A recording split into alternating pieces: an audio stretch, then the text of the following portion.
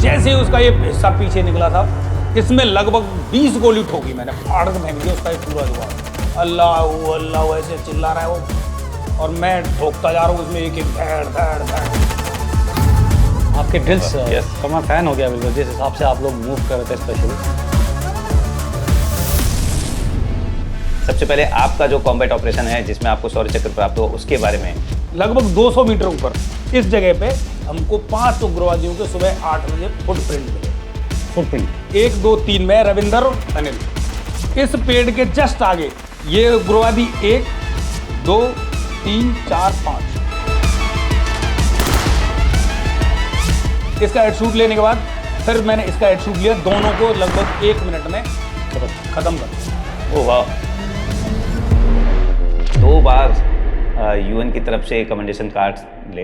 एक ग्रुप आएगा दूसरे के गांव को काट देगा, मार देगा। दूसरा जाएगा उस तीसरे के ग्रुप के गांव को काट देगा, मार देगा। इधर उस लीडर का घर, इधर आर्मी, बीच में हमारी पार्टी। अब हम दोनों साइड से फाइट चल रहा है।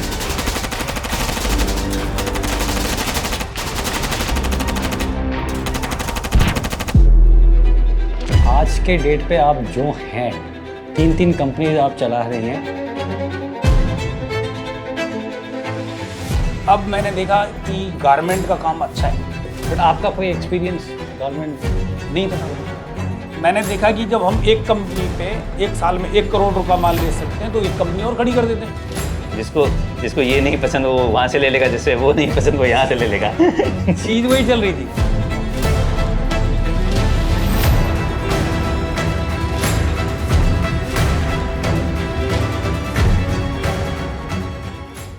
जय Hind and welcome back to monks and warriors. और आज का जो स्पेशल एपिसोड है ये मेरे दिल के बहुत करीब है, क्योंकि ये जाट रेजिमेंट का है। जाट बलवान जय भगवान। आपको पता है कि मैं भी 3 जाट का हूँ और आज के हमारे गेस्ट 16 जाट के हैं।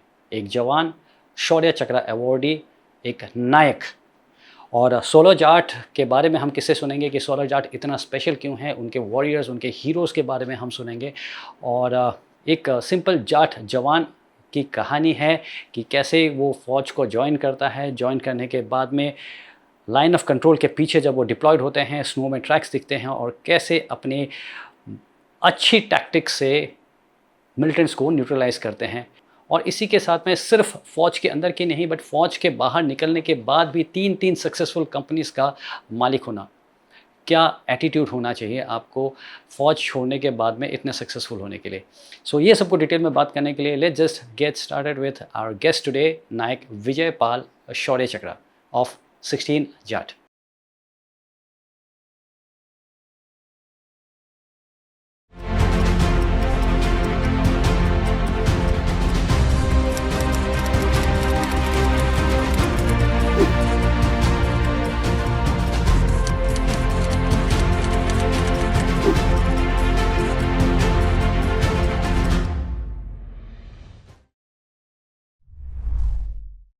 जय हिंद विजयपाल जी। और आज वाकई में बहुत खुशी है आपको हमारे चैनल में होस्ट करते हुए। मैं जाट बलवान जय भगवान जाट रेजिमेंट का हूं और एक जाट रेजिमेंट के 16 जाट के किस्से सुनने के लिए बहुत उत्सुक हूं। और आपकी बहुत तारीफ हमने ऑलरेडी सुनी है। इनफैक्ट आपकी यूनिट के साथ हमारी यूनिट हुआ करती थी, तो मैंने आपकी यूनिट को काफ़ी क्लोज से देखा है। बहुत ही बढ़िया यूनिट है, शानदार यूनिट है। एंड बड़े सारे कॉम्पिटिशन हमने साथ में लड़े हैं, ठीक है। और मेरी खुद मैं मैक्सिमम टाइम मैंने जाट कंपनी कमांड करी, ठीक है। तो आज बात करने में और मज़ा आएगा। तो सबसे पहले शुरू करते हैं उस्ताद कि आपकी फ़ौज में भर्ती कैसे हुई, मतलब शुरुआत कहाँ से हुई, आप करना क्या चाहते थे? साहब मेरा ना बचपन से एक ही सपना था। मेरे पापा फौज में थे और हमारे गांव में ज़्यादातर फौजी ज़्यादा है, तो मैं सिर्फ फौज ही ज्वाइन करना चाहता था। और बचपन से फौज ज्वाइन करने के लिए फिजिकल अच्छा होना चाहिए, उसके लिए मैं गेम वगैरह स्पोर्ट्स में जाता रहता था बचपन से ही। क्रिकेट बहुत ज़्यादा खेली साहब मैंने। क्रिकेट में मतलब क्या है कि सुबह 6 बजे से लेकर और शाम के 6 बजे तक बिना खाना और बिना पानी के पूरे दिन ग्राउंड में रहते थे साहब। तो ऐसे फिर फौज में जाने का शौक़ था कि पापा जी भी थे साहब। तो धीरे धीरे करके 1997 में 13 अक्टूबर को मैं JRC बरेली से भर्ती हो गया साहब फौज में। लेकिन कब पढ़ाई में कैसे थे? मेरे को किसी ने बताया, तिवारी साहब बता रहे थे कि पूछना कि 10वीं में कितने नंबर थे और 12वीं में कितने थे। साहब 10वीं तो फेल हो गया मैं 1993 में हम फेल हो गया, फिर 12वीं 10वीं 1994 में पास की, 12वीं फौज में लगने भर्ती होने के बाद पास की साहब। लेकिन आपने करी, जी साहब। है ना। एक्चुअली मैं यही दिखाना चाह रहा था कि ऐसा नहीं है कि आपने बोला कि यार अब वो पढ़ाई नहीं हो रही है तो चलो मैं छोड़ देता हूँ, खेती बाड़ी कर देता हूँ या कुछ और काम कर लेता हूँ। आप में वो जुनून था, और आप में वो जुनून था इसीलिए आपने बोला कि 10वीं तो पास करनी पड़ेगी, बिना उसके आप भर्ती नहीं हो गए। और ऐसा नहीं है कि उसके बाद आपने पढ़ाई छोड़ दी। अभी हम आगे और बात करेंगे कि पलटन में आपको लेफ्टिनेंट बोल रहा करते थे। एक्चुअल में साहब हमारे गांव में एक फौजी हुआ करता था। अब मैंने उससे पूछा कि मैं फौज में भर्ती होने के बाद मैंने उससे पूछा कि मैंने कहा अंकल जी आर्मी में ऑफिसर कैसे बनते हैं? तो उसने मेरे को बोला तेरे खानदान में कोई इंग्लिश नहीं जानता, तू इंग्लिश नहीं जानता। तो मेरे को वो बात चुभ गई साहब, मेरे को वो बात चुभ गई। मैं शाम को ही गया 10th 12th का कोर्स खरीद के ले आया। हमारी पलटन थी उस टाइम पे कूच बिहार में। 12th का कोर्स ले आया साहब। कोर्स लाने के बाद प्राइवेट मैंने फॉर्म भरवा दिया घर वालों पे 12th का। भरने के बाद मैं चला गया छुट्टी काट के बटालियन में, और बटालियन हमारी चली गई भूटान। तो वहाँ पे मेरे को जैसे जैसे टाइम मिलता था, 24 घंटे डिक्शनरी मेरी जेब में रहती थी, टाइम मिलता था मैं पढ़ता रहता था। भूटान से आया रात को 11 बजे, अगले दिन इंग्लिश का पेपर था। इंग्लिश का पेपर था तो साहब, इंग्लिश का किस चीज़ का पेपर था?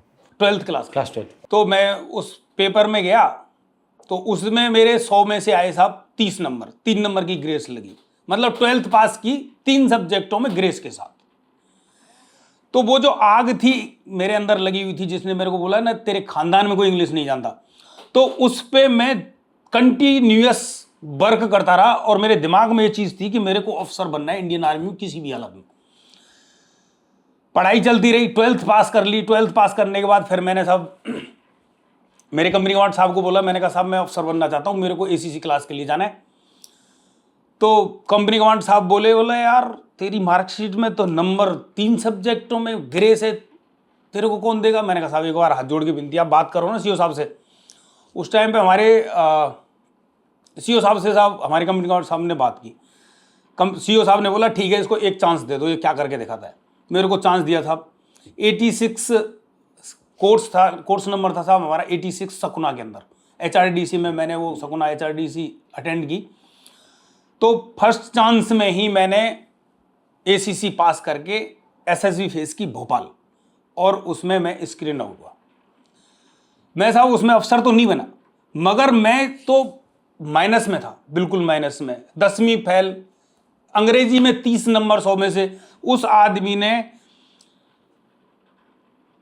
ACC पास करके SSB फेस करना, एक अफसर के बिल्कुल उस जगह तक पहुंचना मेरे लिए बहुत, मतलब मैं अपने आप में बहुत कुछ हो चुका था 2 साल में जो मैंने मेहनत की अपने ऊपर। विजयपाल जी ये कम नहीं है, और आगे चल के हम और भी बातें करेंगे।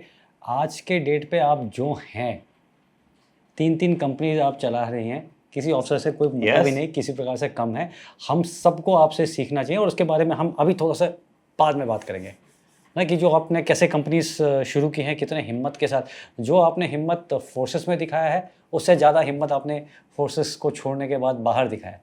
बट उससे पहले थोड़ा सा जाट वाला होना, तो मेरे को जाट रेजिमेंट के बारे में थोड़ा सा सुनना है आपसे सुनना है कि कैसा है जाट रेजिमेंट, कैसा है, और आपका 16 जाट कैसा है? ज़्यादातर मेरी नौकरी अधिकारियों के साथ रही है साहब, और अधिकारी भी हमारी बटालियन के अधिकारी बहुत तगड़े हैं साहब, एक से बढ़ के एक। सबसे पहले आप नाम ले लो साहब, जनरल इंद्रजीत साहब का 1 शौर्य चक्र है, 2 सेना मेडल है। दूसरे नंबर पे आते हो साहब अधिकारी हमारे ब्रिगेडियर DS मूर्ति साहब, 1 शौर्य चक्र, 2 सेना मेडल। तीसरे नंबर पे आते हैं साहब हमारे ब्रिगेडियर PS चुंडावत साहब, शौर्य चक्र, सेना मेडल। फिर साहब हमारे अधिकारियों में आते हैं हमारे कर्नल दीपक तिवारी साहब, हाँ हैं साहब, कर्नल IS रावत, सेना मेडल बार। हमारी पलटन में साहब वीरों की एक तरह से, ये मान लो आप अवार्ड होल्डरों की ना एक तरह से फैक्ट्री है। और सच बता रहा हूँ साहब, जब हम गुरेज में थे ना, डाबर में, पाकिस्तान की सेना प्लस उग्रवादी हमारे एरिया में आने से डरते थे। उनकी सेट पे हम वो सुनते थे कमेंट्री, वो सेट पे जब कमेंट्री आती थी हम उसको देखते और सुनते, और ऐसा लगता था यार वाह, जाट होना अपने आप में एक मतलब सब चीज़ है। मैं आपको सच बताऊँ, आपको गर्व होता है आदमी को कि हाँ है कौम जिसके हमारे पूरे पाकिस्तान की, जहां हमारी जाट की बटालियन खड़ी हो गई वहां पे यूं मान लो साहब 70% उग्रवाद खत्म। और हमारी यूनिट का साहब डाबर में हमने देखा है खुद, उग्रवादी पैड, वो जो लॉन्चिंग पैड होते हैं ना सब, उससे वापस जाते हुए हमने देखा है। तो विजयपाल जी, अभी शुरू करते हैं आपके कॉम्बैट ऑपरेशंस, जिसमें आपने बहुत महारत हासिल करी, ठीक है, शौर्य चक्र भी प्राप्त किया, और कुछ आपके साथी भी हैं जो बहुत ही उतने ही वीर थे, और एक आध कुछ साथी भी हैं जो वीर गति को भी प्राप्त हुए। तो उन सब के बारे में सुनना चाहेंगे। सबसे पहले आपका जो कॉम्बैट ऑपरेशन है जिसमें आपको शौर्य चक्र प्राप्त हुआ, उसके बारे में। 22 मार्च सन 2010 को हम प्रदीप पोस्ट पे थे। ये कहाँ पे, लाइन ऑफ कंट्रोल के साथ था या? ये साधना पास है ना सब, जो चौकीबल से साधना के लिए रोड जाता है, उसमें चौकीबल से निकलते ही इस हाथ पे प्रदीप पोस्ट है। ओके, मतलब आप लोग CI ऑपरेशंस में थे, LC में नहीं थे? हाँ साहब, उसी में पीछे, मतलब LC सेकंड पे थर्ड नहीं थे, हाँ। टायर में जो हाँ, पीछे हाँ। होता है जी। हमारी थी एक्चुअल में चार्ली कंपनी, प्रदीप पोस्ट पे थी अल्फा कंपनी। तो हमारे जो कंपनी कमांडर थे कैप्टन IAS रावत साहब, उनको आदेश मिला कि भाई आपको प्रदीप कंपनी में आना है, यहाँ से फिर आपको ब्रियो कंपनी पे आलू टॉप पे जाना है। और वहाँ पे हमारे एरिया में 2 उग्रवादी आने की सूचना मिली है। मतलब ये साहब ने सूचना दी थी कि हमने उनका एनकाउंटर हुआ है आपस में, तो हमसे 2 उग्रवादी बच के और 16 जाट के इलाके में वो चले गए, तो उनको ट्रैप करना मारना है। अब साहब हम वहाँ से, हमारे कैप्टन IAS रावत साहब की टीम, उसमें हम जवान थे टोटल 8, और उसका मैं था QRT एनसीओ साहब का, QRT एनसीओ था मैं। तो हम वहाँ से आए प्रदीप QRT, मतलब ये जो 10 आदमी थे उनका आप कमांडर थे? हाँ, हाँ। ओके। मेरे कमांडर कैप्टन IAS रावत साहब, और IAS रावत साहब का मैं QRT एनसीओ, और मेरे पास 6 लेस नायक और 1 सिपाही, 8 थे हम टोटल। तो हमारी QRT साहब प्रदीप पोस्ट पे आई। प्रदीप पोस्ट से धीरे धीरे हम चलते, दोपहर को 2 बजे चले, 2 बजे से हम रात को 10 बजे आलू टॉप पे पहुंचे। आलू टॉप एक जगह है, मतलब वो क्या, पहाड़ी पे ऐसे आधा आलू काट के रख देते, ऐसे टॉप में, उसमें अगर आदमी एक बार गुम हो जाए तो उसको आप ढूंढ नहीं सकते साहब। वो इधर से ऐसे घूम जाएगा, उधर से ऐसे घूम जाएगा, वो हाथ नहीं आएगा आपको। मतलब आलू टॉप इसलिए उसका नाम रख दिया आलू टॉप, आधे आलू ऐसे। हम रात को पहुंचे साहब वहाँ पे 22 मार्च को सन 2010 को। पहुंचने के बाद रात को हमने आलू टॉप पे जाके अम्बूश लगा दिया, हमारी QRT ने पूरी ने। उस दिन हमको कुछ नहीं मिला रात को। 23 तारीख को फिर हमने सर्विलेंस बिठा दी, 3 आदमी इधर और 3 इधर, दोनों साइड में। दिन में भी कुछ नहीं हुआ। और ये साहब आलू टॉप है, ये रिज पे था, एक रिज है एक तरह का। तो उस रिज पे लगभग हमारे CO साहब ने 60 टीमें बिठा दी उधर। 60 टीमें, 60 पूरे के पूरे रिज को ब्लॉक कर दिया कि इधर से जो बंदा आएगा वो आगे नहीं जा सकता। कहीं ना कहीं सेकंड टायर में थी हमारी बटालियन, फर्स्ट टायर में थी। तो साहब फर्स्ट टायर मतलब लाइन ऑफ कंट्रोल पे, और उसके जस्ट पीछे। हाँ, उनका कांटेक्ट हुआ था समझ गए। 22 तारीख को। उन्होंने फिर सूचना दी, फिर हमारी बटालियन एकदम अलर्ट मोड में आ गई। तो उस टाइम पे हमारे CO साहब थे कर्नल DS मूर्ति साहब जी। तो उन्होंने पूरी की पूरी रिज को ब्लॉक कर दिया, इसको 60 टीमें लगा दी सब। अब 24 को हमने दोनों साइड में वो लगा दिया, क्या नाम है, क्लेमोर्स नहीं साहब, रात को अम्बूस, दिन में वो सर्विलेंस। 25 को भी सेम रही। 26 तारीख को CO साहब बोले, यार आप एक बार पूछ के आओ से जाके कि उन्होंने वो 2 उग्रवादी हमारे एरिया में किधर से घुसते हुए देखें। तो साहब हमारी 8 टीमें, उनके लीडर थे हमारे कैप्टन IAS रावत साहब, सेना मेडल, उनके साथ 8 टीमें। और हम नीचे ऊपर से नाले में उतरे, पहले 4-5 किलोमीटर नाले में उतरे, फिर बर्फ़ पड़ी हुई थी पूरी, लगभग 2-2, 3-3 फुट बर्फ़ पड़ी हुई थी पूरे इलाके में साहब। ऊपर से ऐसे नीचे हम नाले में उतरे, नाले से फिर ऐसे ऊपर चढ़े दूसरे रिज पे। लगभग कितने 3-4 किलोमीटर ऊपर चढ़े। ऊपर चढ़ने के बाद थोड़ा वो नाला भी ऐसे ऐसे ऊपर चला गया था साहब। तो ऊपर चढ़ने के बाद उनका घातक कमांडर आया हुआ था, एक कैप्टन साहब, उन्होंने आगे दिखाया हमको, बोला वहां से बर्फ ऐसे साहब जो नाला ऐसे चढ़ता है ना, ऐसे नाला उतरा तो ऐसे उसने वो दिखाया, बोला यार यहाँ पे बिल्कुल मिट्टी स्लिप हो रखी थी पूरी, बर्फ जैसे पिघलती है तो मिट्टी दिखती है उसमें। तो उन्होंने बताया, बोला यहाँ से 2 उग्रवादी गए ऊपर और हमको उस टाइम पे बच गए 6। अब उन्होंने बोला आप ऐसे जाओ, ऐसे ऊपर और ऐसे आप निकल जाना आलू टॉप के लिए।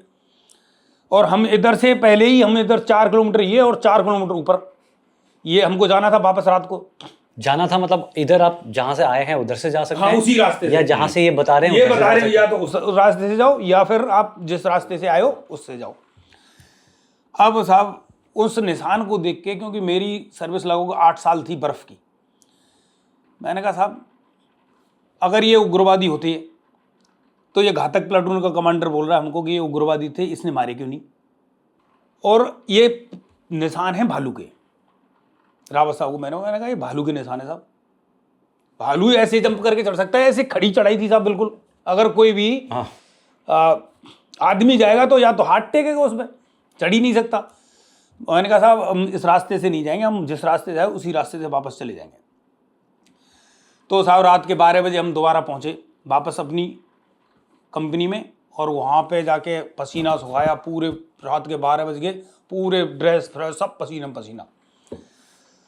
अब साहब 27 तारीख को सुबह हमारे सीओ साहब ने बोला हमको कि आप लोग जाओ और जो उन्होंने बताया उस एरिया को सर्च करो। मतलब भालू गए हैं तब भी आप लोगों ने ऑपरेशन कॉल ऑफ नहीं किया है कि नहीं साहब। अब सुबह ही सुबह हमारे को आदेश मिला कि रावत साहब सीनियर थे, रावत साहब का QIDNC उसमें, अब हमारी टीम लाइन अप हो गई पूरा। जैसे साहब ये ब्रिज है, ये ब्रिज है साहब, तो यहाँ से टीम उतनी नीचे नाले में, ब्रिज यानी रिज लाइन जो है, रिज लाइन, रिज टॉप, हाँ ठीक है, हाँ ये रिज है, आलू टॉप है, जैसे ये आलू टॉप ऐसे। तो यहाँ से लाइन है, फर्स्ट टीम हमारी रावत साहब की नीचे उतरना शुरू हुई नाले की तरफ। अब नाले की तरफ हम जैसे जैसे आए तो लगभग नाले के बॉटम से लगभग 200 मीटर ऊपर इस जगह पे हमको 5 उग्रवादियों के सुबह 8 बजे फुटप्रिंट मिले। फुटप्रिंट बर्फ पे, बर्फ के कच्ची बर्फ पे निशान बन जाते हैं, निशान बन गए। अगर आप उसको मिटाओगे तो वो और ज्यादा डबल बन जाएंगे, वो मिटेंगे नहीं बिल्कुल। तो साहब यहाँ पे जैसे ही फुटप्रिंट मिले तो साहब ने सीओ साहब को कॉल किया कि साहब ऐसे ऐसे यहाँ पे 5 उग्रवादियों के निशान मिले। ये ऊपर जा रहे थे, ये नीचे से चढ़े साहब ऊपर, हाँ, और इनको सामने से दिख गई फौज। इन्होंने फुटप्रिंट जैसे ही हम दिखे इनको, इन्होंने इधर मुड़ गए। और फुटप्रिंट देख करके आपने कैसे पहचाना कि 5 आदमी हैं? वो साहब अचानक से टर्न लिया ना उन्होंने, फ्रेश फुटप्रिंट थे। नहीं 5 आदमी हैं करके कैसे पता चला? 5 के अलग अलग निशान थे साहब। ओके, 5 जूतों के निशान अलग, 1 2 3 4 5 ऐसे अलग अलग।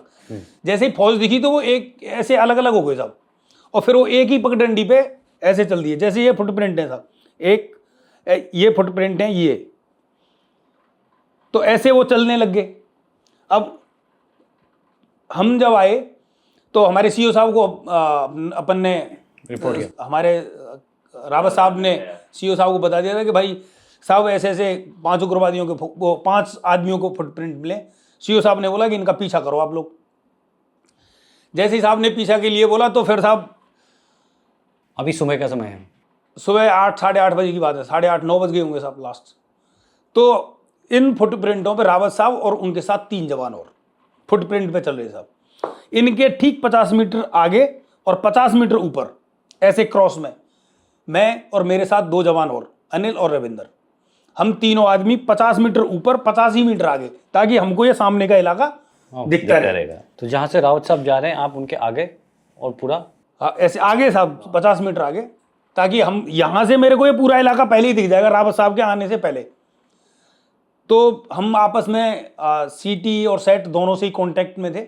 धीरे धीरे चलते रहे साहब, चलते रहे। दिन के 10 बज गए, 11 बज गए। उग्रवादियों ने इतना खतरनाक रास्ता यूज किया साहब कि अगर आप यहाँ से स्लिप हो गए ना तो 200 मीटर नाले में ही जाके रोकोगे, उससे पहले होल्ड नहीं कोई। इतनी बिल्कुल ऐसे खड़ी स्लिप हुआ मतलब गया, अब नहीं आएगा ये। और उसकी जब अगर गया गलती से तो उसकी स्पीड भी कम से कम 200 पर किलोमीटर 200 किलोमीटर पर आवर की स्पीड से, इतनी बर्फ पे स्लिप। बहुत तेज होता है। बर्फ पे जब स्लिप होता है ना साहब, जो स्लिप होता है जब जिसके लगते हैं ना उसी को पता होता है कि कैसे होता है। बहुत खतरनाक होता है। तो उन्होंने इतना खतरनाक रास्ता यूज किया कि आम आदमी उस रास्ते पे जा ही नहीं सकता, किसी भी हालत में नहीं जा सकता, सोच भी नहीं सकता, जाना तो दूर। तो मतलब हालत ये थी कि 100 मीटर चलना मैं लगता था कम से कम 100 मीटर में कम से कम 5-7 मिनट का टाइम लग रहा था। बहुत संभल के जा रहे थे। तो साहब जा रहे थे तो 12 बजे के इर्द गिर्द क्या है, थकान महसूस हुई। बोला यार थोड़ा सा किसी पेड़ के नीचे आराम करते हैं एक बार। चलते चलते आदमी थक जाता है साहब। खाना मिला नहीं था उस दिन, रात की रोटी खा के आए थे। एक दिन पहली रोटी रखी थी, उनको पानी में डुबा के खा के आए हम, और वो भी 2-2 रोटी मुंह में घुसी नहीं, क्योंकि अब सुबह ही सुबह वहाँ से निकलना था, खाना आना था 12 बजे पीछे से, तब तक खाना ताज़ा आया नहीं, तो भूख भी लग रही थी साहब। जैसे ही जाके और ऐसे ये पेड़ है साहब, इस पेड़ के पास मैं, रविंदर और अनिल तीनों की तीनों इस पेड़ के पास जाके और खड़े हो गए साहब आराम से। मैंने कहा यार रेस्ट करते हैं 2 मिनट को। अब इतने में क्या हुआ, रविंदर को यहाँ पे जैसे एक पेड़ है, लगभग कितना दूर होगा ये 30 फुट साहब लास्ट, आपके पेड़ से जो है, मेरे पेड़ से नीचे। जैसे ये पेड़ ऊपर है और ये पेड़ है, आपका कप ले लूंगा साहब। हाँ बिल्कुल, थैंक यू साहब। ये इस पेड़ के पीछे तो हमें साहब 1 2 3 मैं, रविंदर और अनिल। इस पेड़ के जस्ट आगे ये उग्रवादी 1 2 3 4 5 पांचों उग्रवादी, उन्होंने बिल्कुल 100% पोजीशन ली हुई है, बिल्कुल कि भैया इधर से फौज आएगी और हम उसको। अच्छा, इन्होंने एम्बुश सेट कर रखा, अम्बुश सेट कर रखा था और यहाँ से रावत साहब की पार्टी आ रही है। यहाँ से पार्टी रावत साहब की आनी है। हम्म, अब किस्मत से क्या हुआ कि रावत साहब भी उधर रेस्ट करने लग गए। जो यहां पे रावत साहब रेस्ट करने लग गए उनसे लगभग 60 मीटर पहले, और इधर मैं और आगे आ गया। अब मेरे पीछे मेरे साथ दोनों जवान थे और दोनों, रविंदर ने बोला उस्ताद उग्रवादी तो ये बैठे। तो साहब मैं इस जगह से सबसे पहले ये जो 2 उग्रवादी थे इनमें से इसका हेड शूट लिया। और ये अग्रवादी इसके पीछे थे, पेड़ के आगे थे? ये आगे थे साहब, 1 2 3 4 5। तो 2 आपको दिखाई दे रहे थे? मैं, हमको सिर्फ 2 ही दिखे थे पहले तो। 3 वो ये तीनों छुपे हुए थे यहाँ से, हमें पता ही नहीं था कि ये इधर बैठे हैं। तो पहले मैंने इसका हेड शूट लिया साहब, इसका हेड शूट लिया। अच्छा, शुरू में आपको लगा कि 2 ही बंदे हैं, ये 2 ही हैं साहब। और पहचान उनकी एक्चुअल में ऐसी हुई क्योंकि उन्होंने पूरा का पूरा जो कपड़ा पहना हुआ था वो बर्फ से मतलब व्हाइट कलर का था, ताकि वो बर्फ में मैच कर जाए, दिखाई नहीं दे हमें। और ऐसे ही हमने 1 साल पहले भी उग्रवादी मारे थे, उन्होंने भी साहब ऐसे ही मतलब पूरे स्नो के ड्रेस पहनी हुई थी, तैयारी करके आए थे। हाँ। तो साहब पहला हेड शूट लिया मैंने इसका इसलिए लिया ताकि ये अगर पेड़ की तरफ आता है तो ये इसको मेरे फायर के नीचे से जाना पड़ेगा। इसका हेड शूट लिया। इसका हेड शूट लेने के बाद फिर मैंने इसका हेड शूट लिया, दोनों को लगभग 1 मिनट में खत्म कर दिया। ओह वाह। तो आपने जो पहले वाले को गिराया तो दूसरे वाले ने फायर वायर नहीं किया? इसको मौका ही नहीं दिया साहब। अच्छा, ठक ठक ठक उसको मतलब इनको यही समझ नहीं आया कि फायर कहां से आया हमारे ऊपर।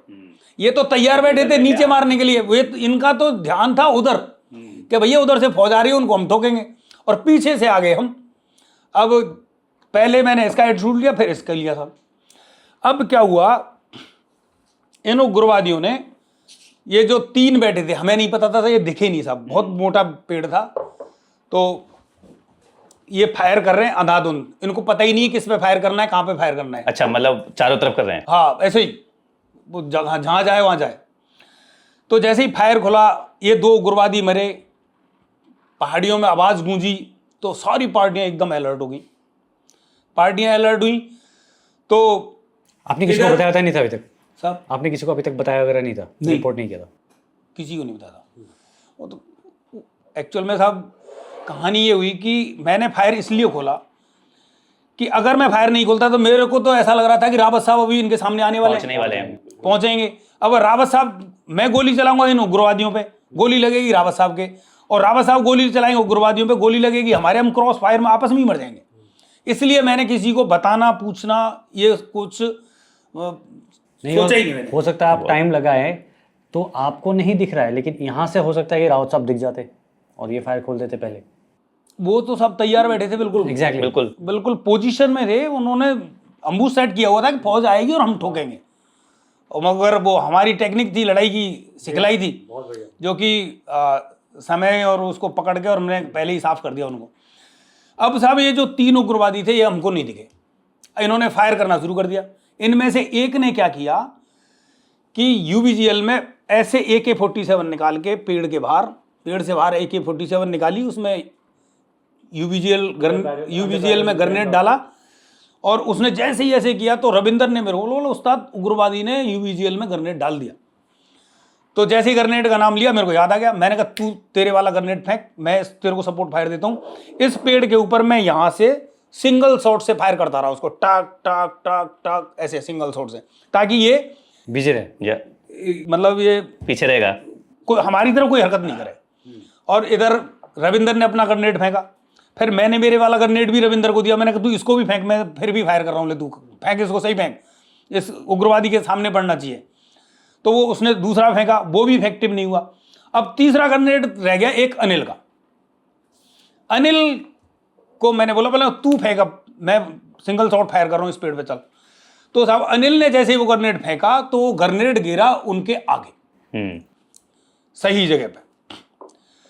अब वो जैसे वो ग्रेनेड गिरा तो उसमें से 2 उग्रवादी निकल के भागे, एक पेड़ के इधर से भागा, एक पेड़ के इधर से भागा।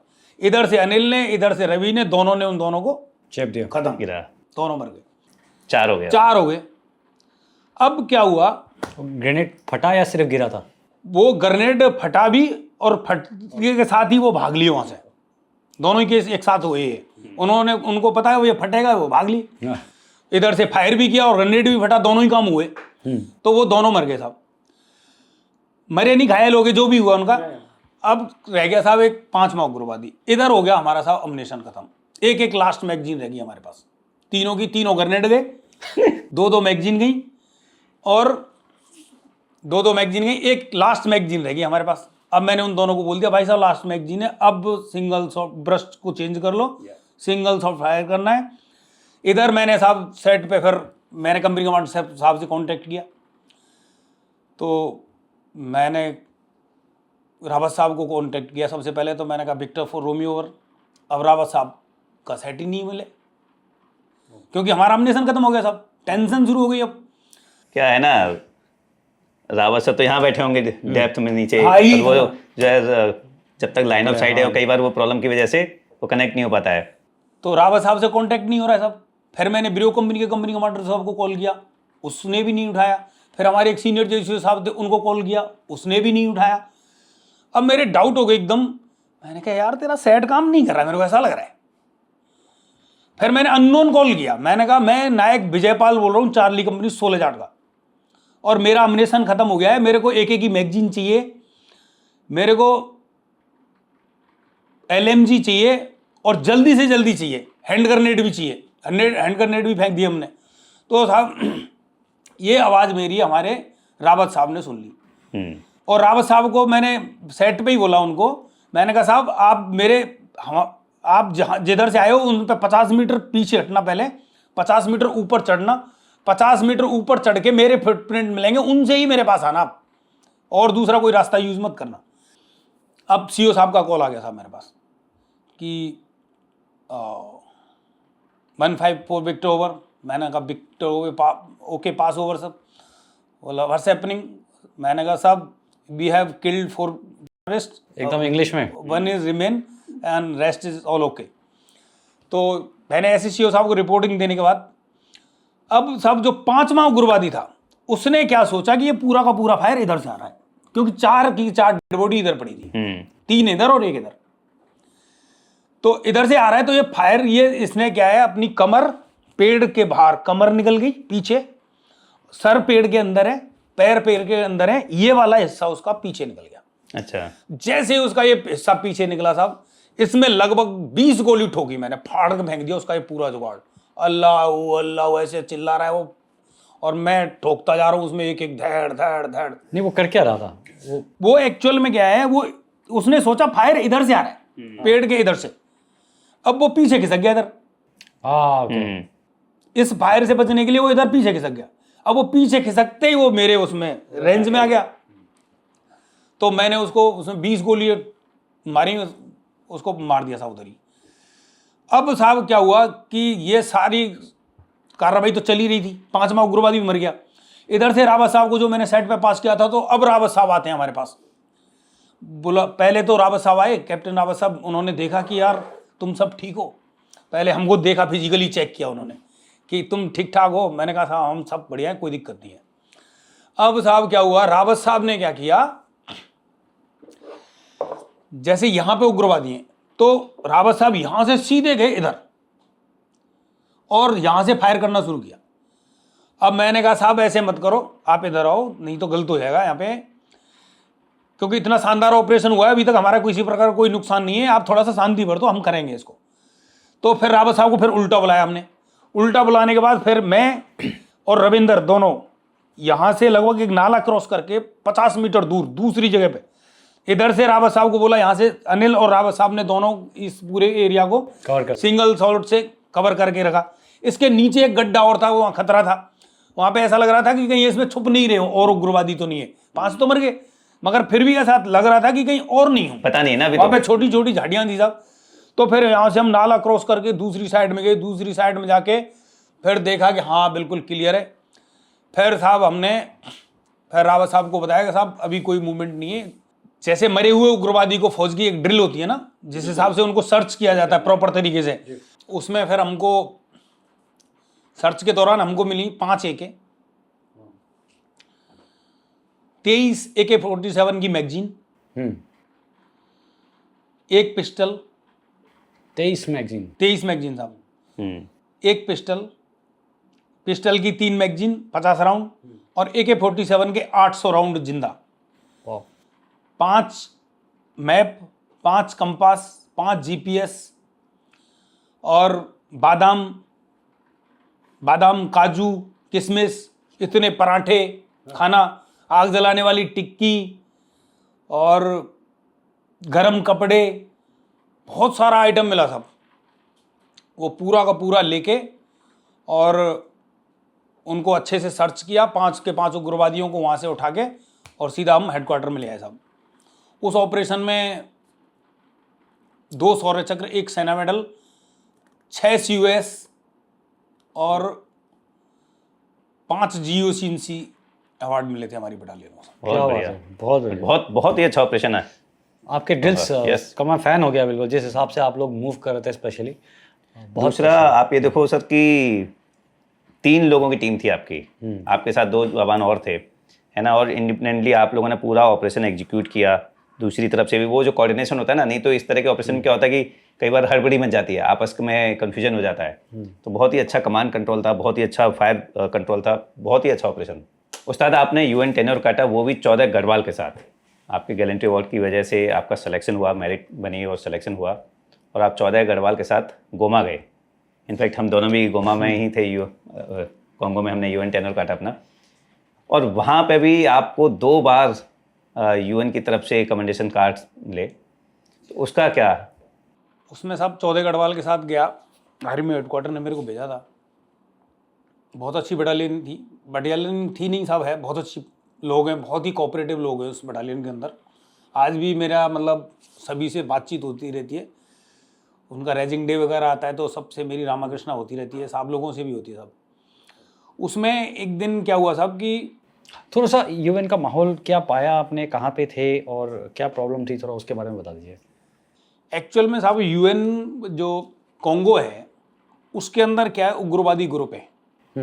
एक तो माई ग्रुप है, माई के भी 2-3 फ्रैक्शन बन गए हैं। हाँ, एक माई है और एक टोटो या कुछ, एक M23 है, M23 है साहब।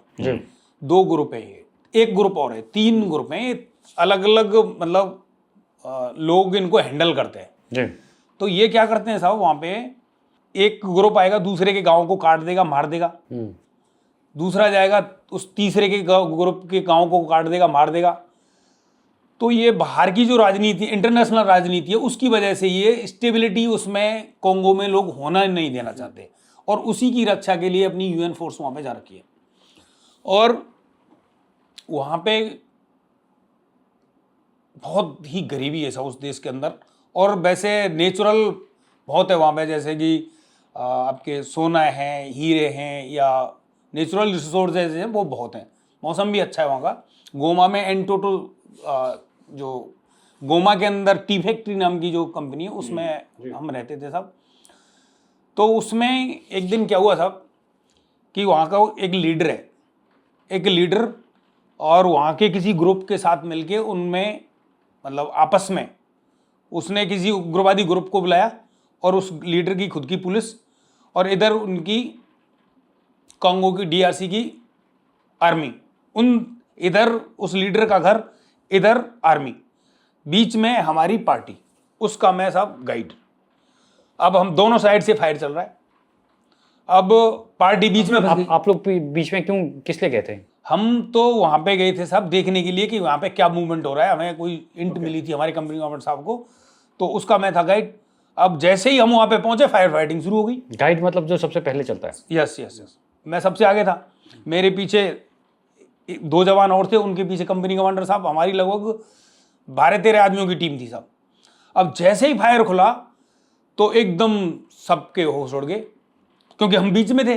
अब हमें यह भी नहीं पता चलेगा कि हमारे अंदर गोली उग्रवादी ने मारी है, पुलिस ने मारी है, कि फौज ने मारी है, आगे से आ रहा है कि पीछे से आगे से आ रहा है, दोनों साइड से ऐसे, और बीच में हमारी पूरी की पूरी क्यूआरटी कंपनी कमांडर। कैसा, एक गांव वाला एरिया था, जंगल वाला एरिया था, या गोमा शहर का ही है? ये थोड़ा गोमा शहर से थोड़ा सा बाहर। और उसके जो वहाँ का एमएलए था या एमपी था, जो भी था, नेता था, उसके घर की कहानी है सब। ओके। उसके घर में उसकी पुलिस और उग्रवादी दोनों, और इधर से आर्मी कोंगो की, तीनों में फायर फाइट चल रही है।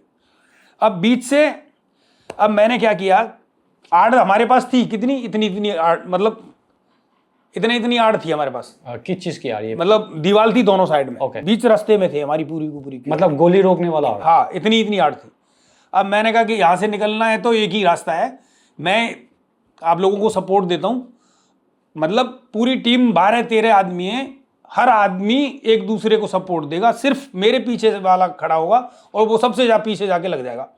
ऐसे एक खड़ा होता गया, चैन बन गई एक तरह से, एक भाग के जा रहा है, पीछे लग जा रहा है, और 12 आदमी उसको प्रोटेक्ट कर रहे हैं चारों साइड से कि कहीं से कोई गोली हमारे ऊपर फायर ना कर दे। ऐसे धीरे चैन बनती गई, एक खड़ा होता गया, पीछे लगता गया, एक खड़ा हुआ पीछे लग गया, एक खड़ा हुआ पीछे लग गया। मैं अपनी गन से चारों साइड में देखते हुए पीछे एक एक कदम करके पीछे हटता जा रहा हूँ। तो ऐसे करके हम 150-200 मीटर उस फायर से बाहर निकले साहब। बहुत ही क्रिटिकल सिचुएशन थी, परमात्मा की कृपा थी जो कि किसी भी हमारे जवान की कोई नुकसान नहीं हुआ। और फिर वो कुछ घंटे 2 घंटे बाद वो फायर फाइट हुई उन्होंने, फिर वो भी बंद हो गई साहब। ऐसे करके एक इंसिडेंट हुआ था वहाँ पे मेरे साथ गोमा के अंदर। जो आप बता रहे हैं टी फैक्ट्री वाला एरिया बड़ा क्रिटिकल एरिया होता है वहाँ पे। गोमा की जो डिप्लॉयमेंट, हर यूनिट मेरे ख्याल से कुछ ना कुछ वहाँ पे चलता हर साल चलता है। वहाँ कोई फायर फाइटिंग वाला भी इंसिडेंट हुआ था? फायर फाइटिंग साहब, एक दिन सूचना मिली थी कि कहीं पे आग लगी है, लगा वो हमारी कंपनी से 5 किलोमीटर दूर होगा वो एरिया। तो हमारी क्यूआरटी गई, क्यूआरटी के बाद एक आग बुझाने के लिए जवानों की 2-3 गाड़ियां गई, फिर उसके बाद पानी के टैंकर लेके गए हमारी। जैसे ही वहाँ पे पूरी की पूरी गाड़ियां तुरंत निकल गई, जैसे ही फायर के आग लगने की हमें सूचना मिली कि आग लग गई। वहाँ कोई फायर ब्रिगेड वाला सिस्टम नहीं है? नहीं, यूएन वाला कोई बुलाया जाता है? नहीं साहब, यूएन वाले ही वहाँ पे आग बुझाते हैं। वहाँ पे वहाँ का कांगो का ऐसा कोई सिस्टम नहीं है कि कोई आएगा आग बुझाने के लिए, कोई नहीं आएगा। अब साहब वहाँ से सिंगल रोड था, हम उसमें हमारी सारी की सारी गाड़ियाँ लाइन अप हो गई उसमें। अब लाइन अप जैसे ही हम उतर के हम फायर वाली जगह पे गए तो मैंने देखा कि वहाँ पे आग लग रही है। गाइड में ही था कंपनी कमांडर साहब का, तो मेरे पीछे पूरी क्यूआरटी, हम वहाँ पे पहुँचे तो वहाँ पे तब तक आग बुझ चुकी थी। जैसे ही आग बुझ चुकी थी तो वहाँ पे जो कोंगो के लोग हैं, अफ्रीकन लोग, लंबे लंबे होते हैं, काले काले मोटे मोटे, तो साहब उन्होंने क्या है गालियाँ देना शुरू कर दिया। बोला यूएन वाले लेट आए, ऐसे हो गया वैसे हो गया। तो मैंने वहाँ पे क्या है, फ्रेंच लैंग्वेज कोर्स किया हुआ था। फ्रेंच लैंग्वेज किया। आपने फ्रेंच सीख रखी थी? क्या बात है। तो फ्रेंच लैंग्वेज में मैंने उन लोगों को सबको रोका, समझाया। मैंने कहा भाई ऐसा नहीं है, मैंने उनको समझाया। समझाने के बाद बड़ी मुश्किल से हमारी गाड़ियाँ वहाँ से निकल के आईं। उनको पूरे मतलब जो सिविलियंस थे सब, वो इतना मतलब झगड़े पे उतारू हो गए कि कुछ भी हो सकता है। वहाँ बहुत जल्दी होता है। बहुत जल्दी होता है। और वो सब सुनते नहीं है किसी की भी, ना समझते ना सुनते हैं। बिल्कुल। सो इसके लिए आपको शायद अवार्ड मिला था। जी सर। विजयपाल जी, अभी आते हम आपकी, जो कहते हैं ना कि एक आप चाहते तो फौज में कंटिन्यू कर सकते थे, आराम से ऑनरी मिलती, बढ़िया एक नौकरी करते और आप पूरी नौकरी करके रिटायरमेंट हो गए। लेकिन आपने डिसाइड किया कि नहीं, जितना फौज में अचीव करना था कर लिया, अब बाहर जाऊंगा और सिविल में एक नया मुकाम हासिल करूंगा। और शायद उसी की वजह से 3 कंपनियां आज आप बहुत सक्सेसफुल रन कर रहे हो। एक कंपनी जो आपकी वाकई क्लोथिंग करके है, वहाँ यूएस आप सामान भेज रहे हो, अर्जेंटीना सामान भेज रहे हो, यूरोप में भेज रहे हो। तो ये अपने आप में एक बहुत बड़ी बात है, बिकॉज बाहर आकर मैक्सिमम 98% 95% जो फौजी हैं वो नौकरी कर रहे होते हैं सिक्योरिटी की, एडमिन की, ऑपरेशंस की, इन्हीं 3-4 फील्ड्स में। बट आपने बोला कि नहीं, मैं अपना काम करूंगा, और बहुत अलग काम कर रहे हैं, जो एक्सपोर्ट्स का काम कर रहे हैं और बाकी काम कर रहे हैं। तो ये हिम्मत कैसे आई? मतलब आपने कैसे सोचा कि यार नहीं, नौकरी नहीं करनी है, नॉर्मल काम नहीं करना है, खुद का काम करना है? मेरे क्या है, एलर्जी है। तो एलर्जी से परेशान हो गए। मैं सोच रहा था कि मेरी नौकरी 10 साल 55 दिन हो जाएगी, उसी दिन मैं एप्लीकेशन देके घर चला जाऊंगा। मेरी 10 साल 55 दिन हो गई नौकरी होने के बाद फिर मेरे दिमाग में आया, आपस में हम बात करते हैं ना सब फौज में, यार पेंशन जाने के बाद ना मैं अंडे की ढकेल लगा लूंगा, नौकरी नहीं करूंगा पर। और मैं वो चीज़ मेरे दिमाग में घुसी हुई थी अच्छे से कि मैं नौकरी नहीं करूंगा, बिल्कुल गागे में मैंने अपने ऊपर अप्लाई किया हुआ था बिल्कुल। तो जब मैं रिटायरमेंट आया तो मेरा पहला प्लान था साहब कि अपन क्या है, आर्मी की कोचिंग खोलते हैं। आर्मी, उसी हिसाब से मैंने मेरे जयपुर में मकान बनाया। आर्मी की कोचिंग खोलते हैं, तो आर्मी की कोचिंग के लिए चाहिए ग्राउंड हमारे आसपास मकान के पास था नहीं। अब मैंने देखा कि गारमेंट का काम अच्छा है, क्योंकि मेरे पास बेसमेंट था, 300 गज का बेसमेंट था। गारमेंट वो मैंने उसको दिया हुआ था रेंट पे। तो मैंने कहा यार आर्मी की कोचिंग तो आप नहीं खोल सकते, बट गारमेंट में आप एक बार एंट्री मारो, शायद अच्छा हो जाए। तो मैंने अपना बेसमेंट खाली कराया, खुद की मशीन लेके आया ट्रायल बेस पे। बट आपका कोई एक्सपीरियंस गारमेंट नहीं था कोई ऑपरेशन। Very good. जब मैं 10 मशीन लेके आया, कब लेके आया मैं? फर्स्ट लॉकडाउन में, कोरोना का फर्स्ट लॉकडाउन का लगना और मेरा मशीन खरीद के लाना। और जब वो मैं मशीन खरीद के ले आया तो साहब पहले मेरे को सीखना था कि भाई जिस काम में आप उतर रहे हो उसमें नॉलेज लेना बहुत ज़रूरी है। तो सीखने के लिए फिर मैं फैक्ट्रियों से लोगों का माल लेके आता, बनाता, फिर वापस देता। आप खुद बना रहे थे? हाँ, मैंने कारीगर बैठा दिया, मशीन ले आया एज ए फैब्रिकेशन, सीखने के लिए कि ये लोग करते कैसे, बनता कैसे। तो मेरे को तो जॉब वर्क करना था उस टाइम पे, जॉब वर्क के साथ साथ ही सीखना था कि ये काम होगा कैसे। तो लोगों से माल लेके आता, सिलाई करता, वापस दे देता। क्या क्या सिलाई करवा रहे थे? ये कुर्ती बनती थी सब, लेडीज वुमेन्स वेयर। हाँ, वुमेन्स वेयर, लेडीज गारमेंट्स, जैसे रिलायंस के शोरूम वगैरह हैं उनके लिए जो माल जाता है। ओके। और आपका टाटा का है, उसके लिए जो माल जाता है। इनके बड़ी बड़ी कंपनियां वो जो बनाती हैं, उनका माल लाना था, कच्चा माल लाना था, उसको पका के वापस दे देना था। तो ऐसे कर करके मैंने 2 साल वो काम सीखा। जय गोविंदम कंपनी के नाम से मैंने जीएसटी पहले ही ले रखी थी। अब फिर उसके बाद हमने ऑनलाइन शुरू किया धीरे धीरे। ऑनलाइन में भगवान ने हमारा अच्छा हाथ पकड़ा, धीरे धीरे हमारा काम बढ़ता गया, टर्नओवर बढ़ा। फिर मैंने देखा कि जब हम एक कंपनी पे एक साल में 1 करोड़ का माल बेच सकते हैं तो एक कंपनी और खड़ी कर देते। तो मैंने मेरे बड़े बेटे के नाम से, युगल के नाम से, युगल इंडस्ट्रीज खड़ी कर दी। जय गोविंदम मेरे नाम से हो गई, युगल इंडस्ट्रीज बड़े बेटे के नाम से हो गई। इसमें क्या करते थे आप? इसमें सेम वही माल, वही है माल, वही है साहब, वही मशीन बना रही है, सब कुछ। अकाउंट 2 है हमारे। क्यों? उसका फायदा ये है ना, ऑर्डर इस पे भी इतने ही आ रहे हैं, इस पे भी इतने ही आ रहे हैं। जिसको जिसको ये नहीं पसंद वो वहाँ से ले लेगा, जिससे वो नहीं पसंद वो यहाँ से ले लेगा। चीज़ वही चल रही थी। हाँ। अब साहब चलते चलते हमारा अच्छा हो गया, मेरे दिमाग में घुस गया। मैंने कहा यार एक्सपोर्ट सेट करो विजयपाल जी। और मैंने ये सोच के रखा था जिस दिन मैंने मशीन लगाई थी कि आज से 2 साल बाद मेरी पहली एक्सपोर्ट की शिपमेंट यहाँ से निकल जाएगी। और वही हुआ साहब, करेक्ट 20 में मैंने मशीन लगाई, 2022 के लास्ट में अपनी यूएस के लिए पहली शिपमेंट निकल गई जैगोबिंदम कंपनी की।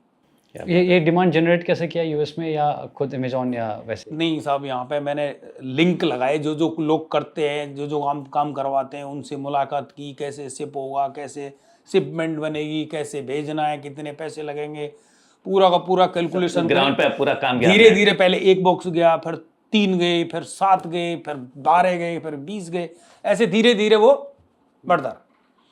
तो पहले अपन ने शुरू किया सिर्फ एक जैगोबिंदम कंपनी पे, और इधर जैगोबिंदम का अपन ने यहाँ पे बंद कर दिया इंडिया में। अब जैगोबिंदम का इंडिया में अपन नहीं बेचेंगे, सिर्फ US, UK, Mexico, Canada, UK हो गया, और 3-4 कंट्रियों में हो जाता है। तो हमारा धीरे धीरे उधर शिफ्ट होता चला गया। अब हमने सेपरेट एक कंपनी एक्सपोर्ट के नाम से छोड़ दी। जैसे वो सेट हुई उसके तुरंत बाद हमने युगल इंडस्ट्री के भी शिपमेंट एक्सपोर्ट करना शुरू किया। एक्सपोर्ट मतलब अब युगल इंडस्ट्री में हमने क्या किया कि जो हम पहले अपना खुद का माल बेच रहे थे वो बंद कर दिया। अब हमने उसके लिए ट्रेडिंग, जैसे स्टील के बर्तन ले आए, पीतल के बर्तन ले आए, और नैपकिन शुरू कर दिए। तो युगल इंडस्ट्री में अलग अलग ब्रांड रजिस्ट्रेशन कराई हमने होली एक्सपोर्ट के नाम से, और उसमें होली एक्सपोर्ट के नाम से यूएस में भेजना शुरू कर दिया। यूके, फ्रांस, 5-6 कंट्रियों में बढ़ गया था, वो थोड़ा सा डाउन हो गया अभी, बट युगल भी हमारी एक्सपोर्ट धीरे धीरे सेट हो गया। अब मेरे पास 2 तो सेट हो गए, मेरी कंपनी हो गई, बड़े बेटे की हो गई, छोटा बेटा रह गया एक लास्ट। अब उसके नाम से हमने एक सेज इंडस्ट्रीज बनाई। मैंने कहा अब बच्चे पैदा किए, इसको भी क्या यार नौकर तू रह लिया 20 साल कम है क्या? आप बताओ साहब, 20 साल नौकरी कम है? नहीं। तो मैंने कहा जब बनाना ही है तो भाई तू ही यार बगल में। उस टाइम पे बड़ा बेटा चला गया एमबीए करने गोवा, तो उसकी इनलीव जब जैसे ही वो गोवा गया बड़ा बेटा, तो छोटे वाला को सीट थमा दी। मैंने कहा बंड मालिक आजा। तो साहब उसने जब वो संभाला तो फिर मैंने उसके नाम से भी जीएसटी ली, और उसी के नाम से फिर ये बाकी ब्रांड खड़ी की हमने, जिसका हम पूरी इंडिया में सप्लाई करते हैं। बाकी क्लोथिंग, बाकी .com आने वाले फ्यूचर में ऑल ओवर वर्ल्ड में हम इसी से पूरे वर्ल्ड में सप्लाई करेंगे। टारगेट हमारा ये है। वाह, बहुत ही बढ़िया, बहुत बढ़िया। इनफैक्ट मैं ना यहाँ पर आपके थ्रू अपने जितने भी एक्स सर्विसमैन हैं और जो रिटायरमेंट की सोच रहे हैं, मैं उनको यही बताना चाहूँगा कि ऐसा नहीं है कि आप बाहर निकल के एक सिक्योरिटी गार्ड की ड्यूटी करनी है, या एक नॉर्मल जो सारे फौजी कर रहे हैं वो कर रहे हैं। अगर फौजी, कोई भी फौजी है जिसने 15 साल फौज में रहा है, 15 साल 20 साल, वो बाहर आके कोई भी काम कर सकता है। एक वो जुनून चाहिए। और यस, जैसे आप जब फौज में जाते हैं तो हथियार चलाना ऐसा नहीं होता कि पहले से आता, सीखना पड़ता है।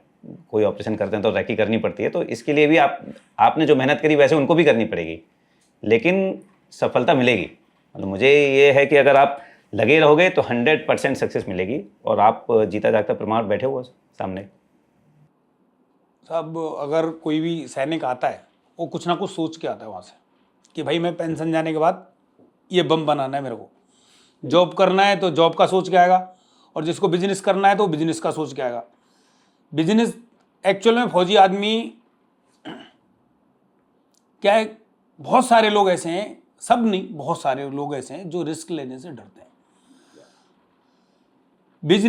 इतने बिजनेस हैं आज की डेट में, इतने, आप डीमार्ट में जाओ, किसी भी डीमार्ट में चले जाओ आप, नाना करते बता रहा हूँ साहब मैं आपको, 1 लाख आइटम होंगे, 1 लाख आइटम तो होंगे, आराम से होंगे 1 लाख, तो मैं बता रहा हूँ आपको साहब। उनमें से जो इजीएस्ट आइटम आपको लगता है कि भाई मैं इसको बना के बेच सकता हूँ, अगर तू खुद नहीं बना सकता तो बना बनाया खरीद के बेच ले भाई, बेच रहा है ना साहब। और भी बहुत सारी कंपनियां हैं जो दूसरों पे बनवाती हैं और दूसरों पे माल बनवाती हैं और खुद का लेबल लगा के ठोक के बेच देती है। जितनी बड़ी बड़ी कंपनियां सारी अपना अपना माल थोड़ी ना बनाती हैं। यस। तो अगर बिल है किसी के अंदर बिजनेस करने की, अगर जिस आदमी को साहब नौकर रहा है, नौकरी बनना है जाके, तो उसका तो कोई इलाज है नहीं। मगर जिसको जिंदगी में कुछ करना है, थोड़ा सा रिस्क लेने की मादा है, लाख 2 लाख 3 लाख 4 लाख रुपए घाटा खाने का थोड़ा दिल में है तो आदमी कुछ भी कर सकता है, ऐसा कुछ नहीं है।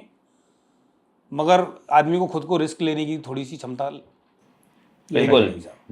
बिना रिस्क के कुछ नहीं हुआ। पैसा तो सबके पास है साहब, रिस्क का खेला है। या thank you so much Vijaypal ji, बहुत अच्छा लगा हमें आपसे इंटरेक्ट करके और आपके किस्से सुन करके, एंड स्पेशली आपका जो आखिर में ये मैसेज है, वाकई में मैं सबसे आई एम श्योर सिर्फ हमारे फौजी लोग नहीं, इवन बहुत सारे लोग 10-15 साल कॉर्पोरेट में जॉब करने के बाद में शायद एंटरप्रेन्योरशिप या बाहर अपनी कंपनी खड़ा करना चाहते हैं, वो सब के लिए ये हिम्मत होनी चाहिए। साहब मेक इन इंडिया का मोदी जी लग रहे हैं, जी हाँ, करके दिखाए ना कोई। बिल्कुल। या सरकार बहुत सारी हेल्प कर रही है, बहुत हेल्प कर रही है, मगर जाके कोई जानकारी ले तो कुछ हो साहब। Thank you Ustad.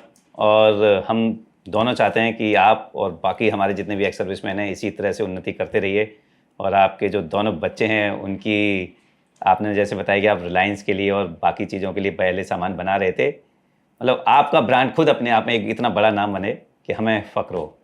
Thank you. जय हिंद। Thank you.